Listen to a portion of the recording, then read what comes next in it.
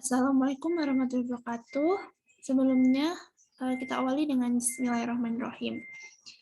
Di sini saya akan menjelaskan tentang dialektika akal dan alam semesta. Sebelumnya, perkenalkan dulu, nama saya Dian Purwanti dengan NIM 2011001031. Saya dari Prodi Administrasi Publik, mata kuliah Islam dan ITEB, serta dosen pengampu yaitu Nurdin Yudin.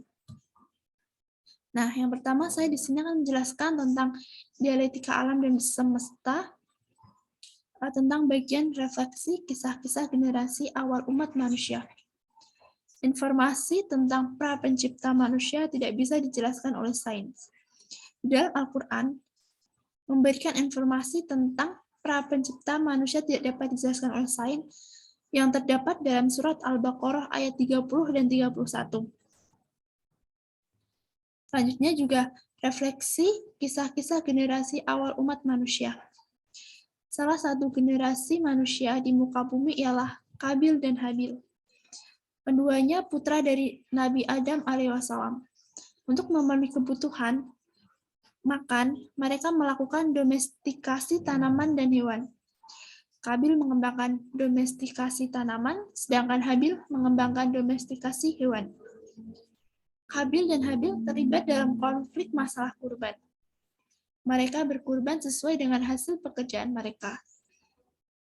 Dan yang diterima kurbannya oleh Allah Subhanahu wa taala adalah kurban peternak milik Habil.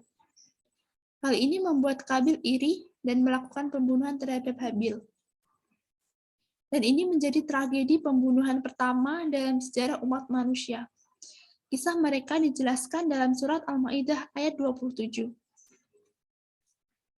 Selanjutnya yaitu Prahuman Hominidae. Penelusuran antropologis dan arkeologis di muka bumi menemukan adanya fosil-fosil prahuman. Sebagian Homininidae menunjukkan lapisan historis purban fosil yang berusia lebih muda, tampak lebih cerdas, dengan volume otak yang lebih besar. Ini digunakan untuk beradaptasi dengan alam sekitar. Arkeologis selain menemukan fosil, mereka menemukan teknologi purba ialah domestikasi tanaman dan hewan. Generasi terakhir, Hominidae telah menemukan api dan menggunakan untuk membuka lahan pertanian. Yang selanjutnya yaitu benang merah, ilmu dan akal. Ini lanjutan dari kisah Kabil dan Habil. Setelah Habil terbunuh, Kabil bingung untuk diapakan jenazah Habil. Sebagai manusia generasi pertama, Kabil tidak punya pengetahuan tentang mengubur jenazah. Dengan begitu, Allah mengirim 2 ekor burung gagak kepada Kabil untuk memberikan contoh mengurus jenazah Habil yang terdapat dalam surat Al-Maidah ayat 31. Ayat ini menyerat bahwa manusia bisa diaktifikasi melalui proses interaksi bersama alam. Dengan pikiran yang dianugerahkan oleh Allah Subhanahu wa taala, manusia bisa mengembangkan kebudayaan di muka bumi. Al-Quran menganjurkan manusia untuk menjelajah bumi, untuk mengaktifasi pikiran dan akal agar menghasilkan ilmu pengetahuan. Al-Quran surat Al-Ankabut ayat 20 dan surat Al-Rum ayat 42. Transformasi agama dalam transisi lintas generasi umat manusia. Jika Adam merupakan manusia pertama yang diciptakan Allah, maka seharusnya awal yang diyakini umat manusia merupakan agama monoteisme.